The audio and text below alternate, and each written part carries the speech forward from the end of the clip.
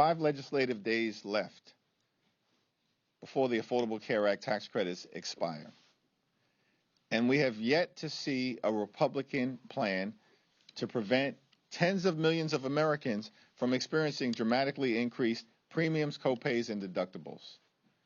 We know that premium increases, in some cases, will be $1,000 or $2,000 per month. This is going to make health care unaffordable for millions of working class Americans, middle class Americans, and everyday Americans. And yet Republicans are continuing to bury their heads in the sand, completely and totally uninterested in finding common ground to make life better for the American people, in this instance, by extending the Affordable Care Act tax credits. House Democrats remain ready, willing, and able to sit down with our Republican colleagues anytime, any place, and anywhere in order to enact a bipartisan agreement that protects the health care of tens of millions of Americans, to fix our broken health care system, and to deal with the Republican health care crisis decisively, which is crushing the American people. But Republicans continue to pursue a my way or the highway approach, which has gotten them nowhere this year, and it's consistently hurt the American people. All across the country, we are seeing Republican extremism being rejected, most recently in the city of Miami, a city that is more than 70% Latino, in a county, Miami-Dade, that Donald Trump just won in 2024. And a year later, a Democrat was elected as mayor of Miami for the first time in nearly 3 decades by 20 points. And yet Republicans continue to ignore the reality that is unfolding all across the country. The American people are rejecting your extremism and embracing our focus on driving down the high cost of living, dealing with the affordability crisis, which is real, it's not a hoax, and fixing our broken health care system. And at this point, all we need are 4 Republicans in the House.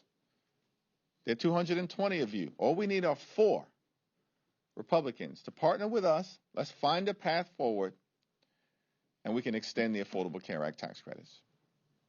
Questions? Thank you. Democrats obviously pushed for the extension of these subsidies during the shutdown. You had the group of Democrats in the Senate who said, give us a vote on health care, we'll reopen the government. Still no solution. Were all of those tactics working? Donald Trump and Republicans control the House, the Senate, and the presidency. They made the decision to shut the government down because they rather shut the government down than extend the Affordable Care Act tax credits. That's not simply my perspective. That's the perspective of the American people, who consistently have held Republicans responsible correctly for the government shutdown. So that's not a question for me to answer. That's a question for Republicans to answer. Why did they shut the government down? We've raised the issue of the Affordable Care Act tax credits. And by the way, the overwhelming majority of the American people are with us. That's not just Democrats and independents. Overwhelmingly, that's a majority of Republicans who believe that the Affordable Care Act tax credits should be extended. 5 legislative days left before tens of millions of people experience dramatically increased health care premiums. Why have we still not seen a plan from Mike Johnson? He's been promising a health care plan for months.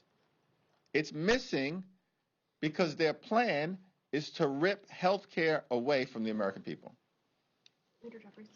There's talk of allowing a floor vote on this Fitzpatrick-Swayze-Golden plan. Does that potentially give you guys an opening to get this done this year? Is there any hope here from that? We're all hands on deck to extend the Affordable Care Act tax credits, but Mike Johnson hasn't reached out to us. as Democrats to have a conversation about finding a path forward, which suggests to me that Mike Johnson is not serious about protecting the health care of the American people. The Indiana Senate stopped President Donald Trump's redistricting push in the state. Given that development, are Democrats still full speed ahead on redistricting, or should you guys consider a more reserved approach right now? Donald Trump launched this unprecedented effort to gerrymander congressional maps all across the country as part of his scheme to rig the midterm elections. There were many skeptics and critics out there who argued that our effort to take back the House was doomed because of some master plan that Donald Trump concocted that apparently as Democrats we were just supposed to unilaterally disarm, roll over and play dead, and allow Republicans to steal the midterm elections. We said from the very beginning, that ain't happening. And now it's obvious to everyone.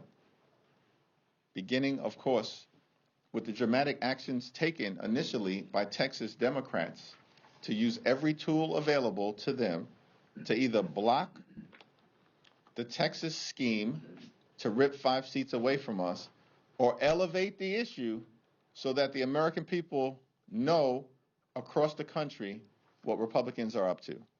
And beginning in California, we have responded decisively. And the reality of the situation is that Republicans may have started this redistricting battle. We, as Democrats, plan to finish it.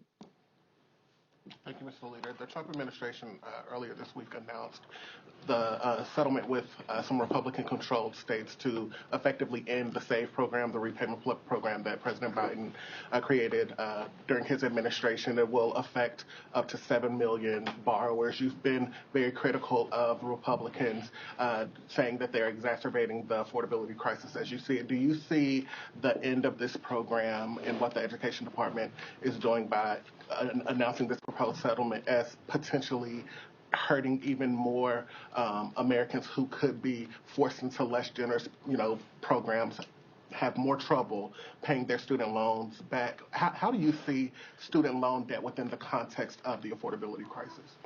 Well, the Trump administration has launched an all-out assault on public education in America.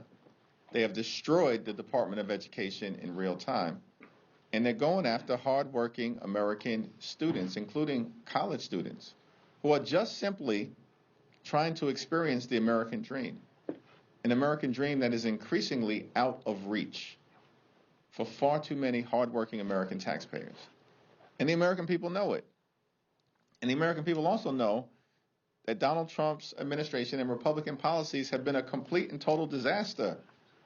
That's why this guy is at like 36% in approval. They're losing elections all across the country, literally in deep red parts of the country, including most recently in Miami and in Georgia,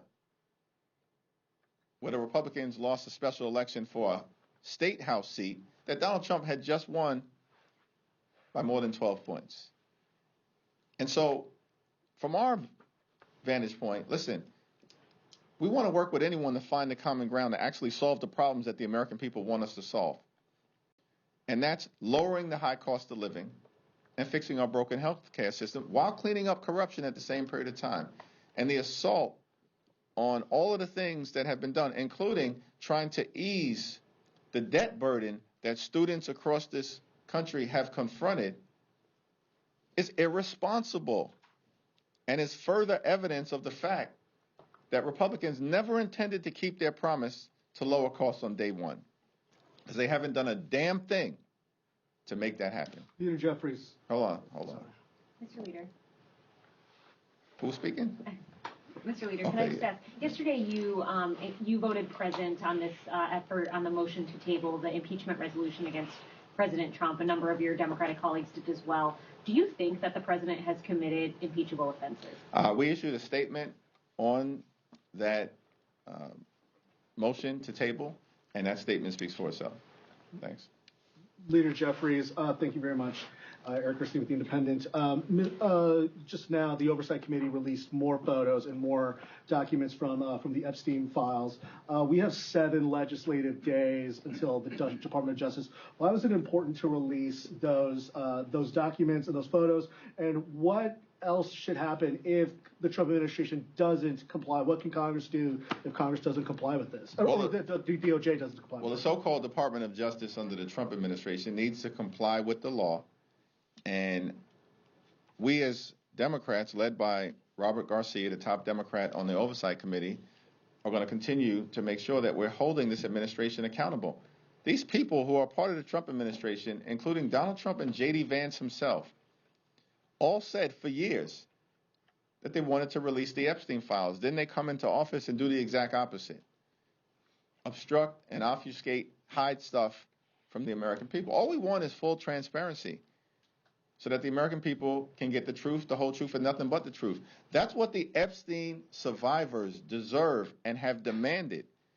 And we're going to make sure that the Department of Justice complies. Thanks, Leader Jeffries.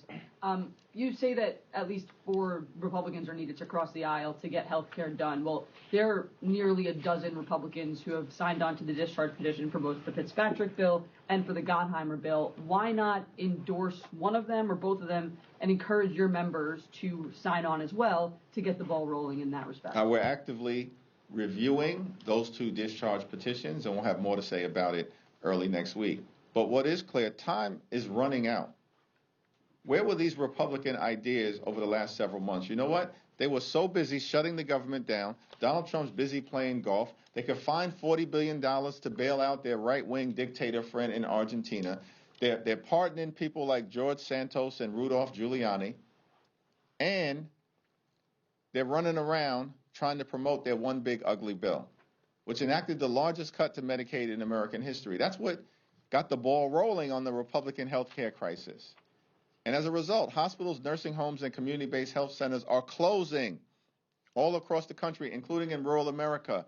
They ripped food assistance out of the mouths of hungry children, veterans, and seniors, and they did all of that with great urgency so they could reward their billionaire donors with massive tax breaks.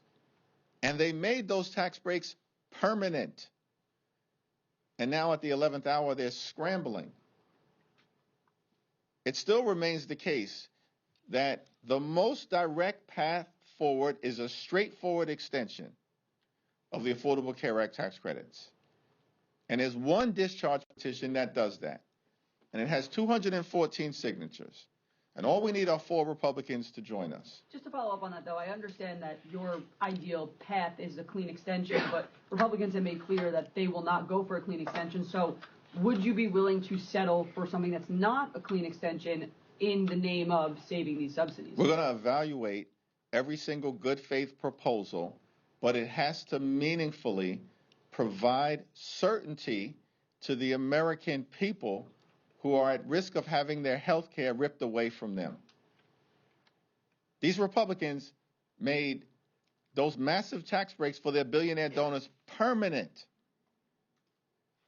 And we've said from the very beginning, we just want to make sure that everyday Americans, middle-class Americans, working-class Americans have a similar level of certainty. That's not too much to ask for in the wealthiest country in the history of the world. Thank you, Leader Jeffries. Yesterday, President Trump signed the executive order on artificial intelligence seeking to block the states from regulating the AI. Specifically, and I want to ask you about specifics in this EO, it directs DOJ to create a litigation task force and challenge any state that they view doesn't comply with whatever the national standard is.